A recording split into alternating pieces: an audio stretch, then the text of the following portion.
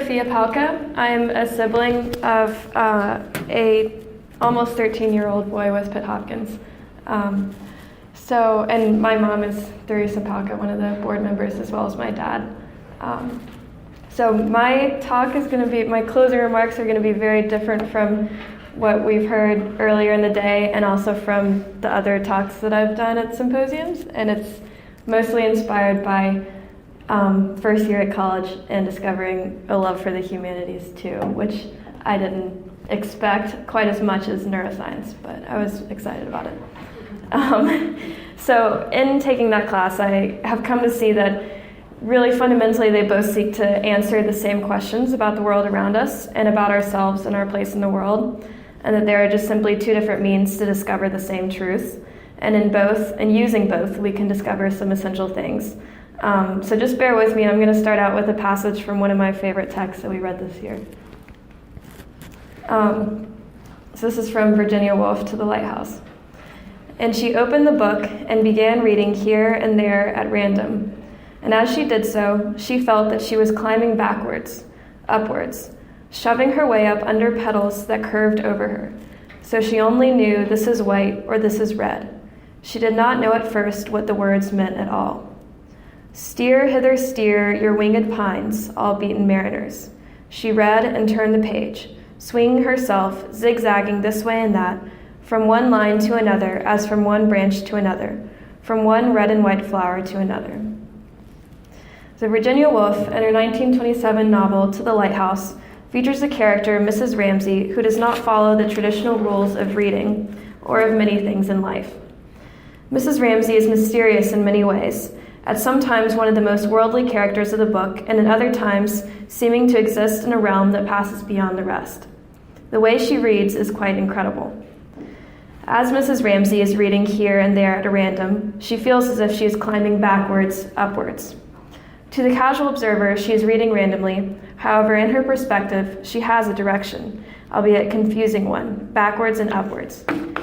She seems to be climbing up the stalks of flowers, as she is shoving her way up under petals that curved over her. Here, the petals appear to be the words themselves, and she is coming up from underneath them.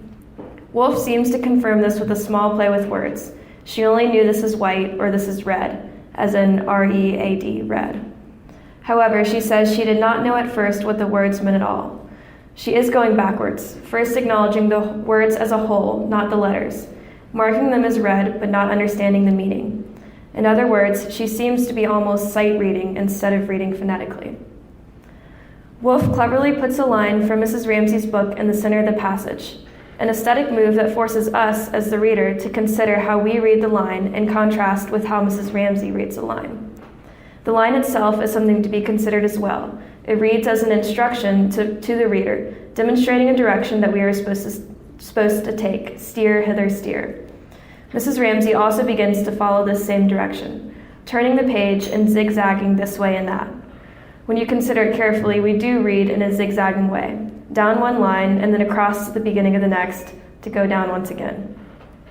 Mrs. Ramsay is now following the traditional style of reading, but with one key difference. She seems to be reading from underneath. She is swinging herself from one line to another as from one branch to another. Here, the flowers seem to become trees. I almost imagine Mrs. Ramsay like Tarzan, swinging through the trees and following the lines as we, the readers, are looking above from the canopy. Mrs. Ramsay has reached the same conclusion as we have, the same direction of reading, but she is approaching it from another angle, from underneath. So what can this passage tell us? First, that, as I've discovered, the humanities and neuroscience are more alike than we might think. On the surface, they appear very different. One relies on qualitative discussion, the other on quantitative data. One conducts its work in a lab with carefully formulated research questions and fine-tuned equipment, the other in books and music and debate. But in terms of how they read, they are literally the same. Literally speaking, they both read from above and zigzag across the page, like we do, but unlike Mrs. Ramsay. Metaphorically speaking, they both take the same traditional approach to solving problems. But through examining this passage from the humanities, we discover another way to read, another approach to solving problems, one that has long remained silent. This is Mrs. Ramsay's, reading from underneath, Perhaps Mrs. Ramsey even perceives the world a little differently. For my part, I think my brother sees the world in a way that is different from the way I see it. He pays close attention to the small things, like how the wind rustles the leaves or how a top spins on a surface. He enjoys the feel of water on his hands and music in his ears. These are things that I don't often notice as I am rushing through life, busy with this and that. But when I am with him, he helps me slow down and enjoy the small things. If life is like reading a book, I think Victor is reading from underneath. The rest of us are trying to look down over the canopy, trying to decipher the meaning of words and the meaning of life. Academia, both the humanities and neuroscience, has always approached it this way. We have had a lot of success reading this way, enormous success as we've seen today. But what if, at the same time, what if you were able to be the page, the thing that holds all the words together? What if you were able to be under the trees, staring up at the petals and the leaves? What new ways would you learn to see the world in? What new ways to answer our endless questions? There's another figure that may have done this, a quite famous one from long ago. In Platos Symposium, the character Alcibiades praises his mentor Socrates. He says that everyone sees Socrates as ugly on the outside, but that there was something else on the inside. He says, that's Victor, by the way, he's back there. Missed the slide.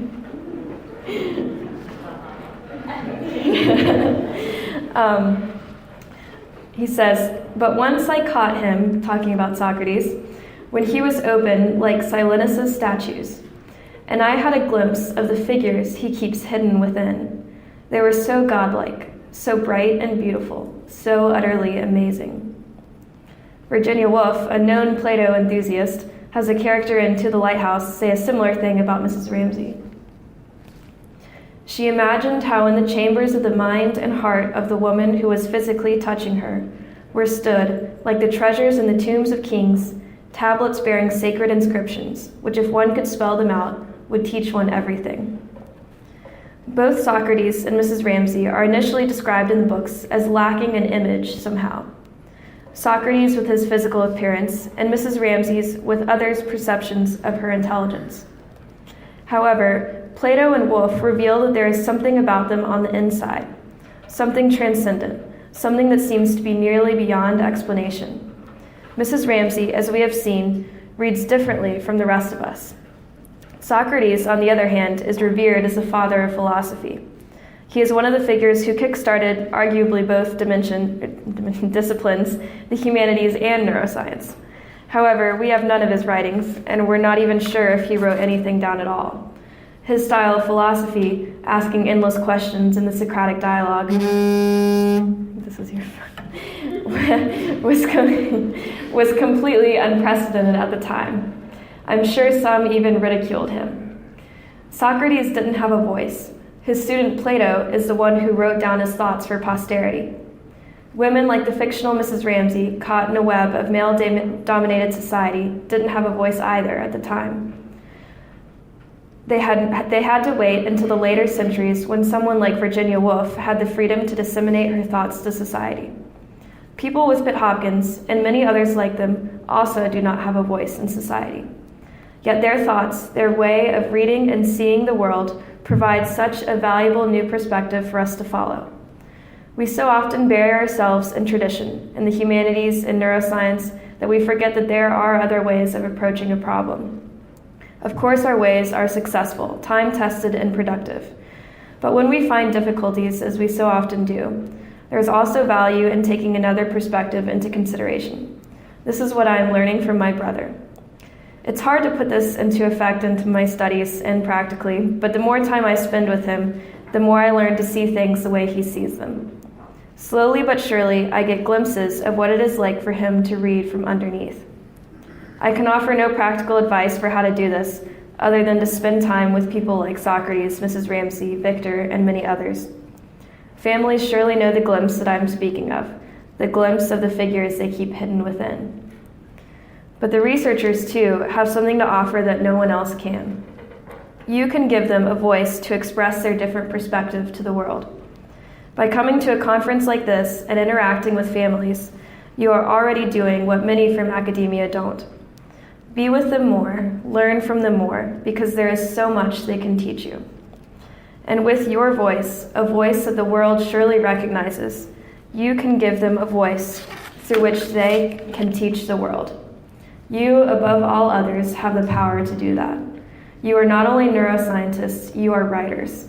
You are Plato and Virginia Woolf, giving Socrates and Mrs. Ramsay a voice, giving Victor a voice, and giving all individuals with Pitt Hopkins a voice. And I could never thank you enough for that. Maybe one day I can give them a voice too. I have a small video to share at the end. And he opened the book and began reading here and there at random. And as he did so, he felt that he was climbing backwards, upwards, shoving his way up under petals that curved over him. He did not know at first what the words meant at all. He read and turned the page, zigzagging this way and that, from one line to another as from one branch to another. You read from underneath, from under the petals and under the words. You see the world from another way. You feel it on a deeper level. You experience life at its every twist and turn, every triumph, and every joy.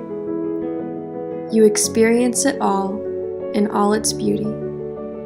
Please teach me how to see the way you do, how to live the way you do. Please teach the world to read from underneath.